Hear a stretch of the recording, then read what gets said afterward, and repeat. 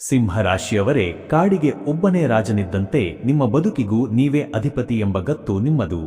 ಆದರೆ ಈ 2026ರ ಪರಾಭವ ನಾಮ ಸಂವತ್ಸರದ ಯುಗಾದಿ ನಿಮ್ಮ ಈ ಸಿಂಹಾಸನವನ್ನೇ ಅಲುಗಾಡಿಸಲು ಸಂಚು ರೂಪಿಸುತ್ತಿದೆಯೇ? ನಿಮ್ಮ ತೇಜಸ್ಸನ್ನು ಕಂಡು ಹೊಟ್ಟೆ ಉರಿಯುವವರು ನಿಮ್ಮ ಮೇಲೆ ಯಾವ ರೀತಿಯ ಬ್ರಹ್ಮಾಸ್ತ್ರ ಪ್ರಯೋಗಿಸಲು ಕಾಯುತ್ತಿದ್ದಾರೆ? ಈ ವರ್ಷದ ನಿಮ್ಮ ಹಣೆಬರಹದ ಸ್ಫೋಟಕ ಸತ್ಯವನ್ನು ಬಿಚ್ಚಿಡುವ ಮುನ್ನ ಈ ಮಾಹಿತಿಗೆ ಒಂದು ಲೈಕ್ ನೀಡಿ ಮತ್ತು ಕಮೆಂಟ್ ಬಾಕ್ಸ್ನಲ್ಲಿ ಜೈ ವೀರ ಹನುಮಾನ್ ಎಂದು ಬರೆಯಿರಿ. ಸದ್ಯ ನಿಮ್ಮ ಬದುಕಿನಲ್ಲಿ ನಡೆಯುತ್ತಿರುವ ಆ ಒಂದು ವಿಚಿತ್ರ ವಿದ್ಯಮಾನದ ಕಡೆಗೆ ನೀವು ಗಮನ ಹರಿಸಿದ್ದೀರಾ? ಸಿಂಹ ರಾಶಿಯವರೇ, ನೀವು ಅದೆಷ್ಟೇ ಕಷ್ಟಪಟ್ಟು ಹಗಲಿರುಳು ದುಡಿದರೂ ನಿಮ್ಮ ಅಧಿಕಾರ ಮತ್ತು ಕ್ರೆಡಿಟ್ ಅನ್ನು ಬೇರೆಯವರು ಲೂಟಿ ಮಾಡುತ್ತಿದ್ದಾರೆ.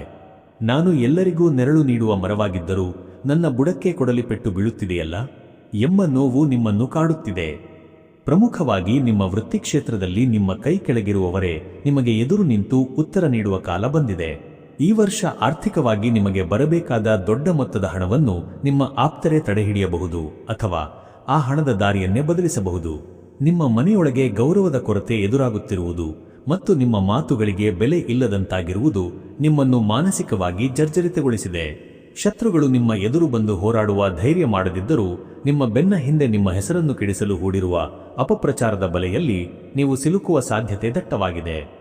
ಈ ಎಲ್ಲಾ ಸವಾಲುಗಳನ್ನು ಮೆಟ್ಟಿ ನಿಂತು ಮತ್ತೆ ರಾಜನಂತೆ ಬದುಕಲು ಈ ಯುಗಾದಿಯ ದಿನ ನೀವು ಮಾಡಬೇಕಾದ ಆ ಒಂದು ಸಣ್ಣ ಬದಲಾವಣೆ ಇಲ್ಲಿದೆ.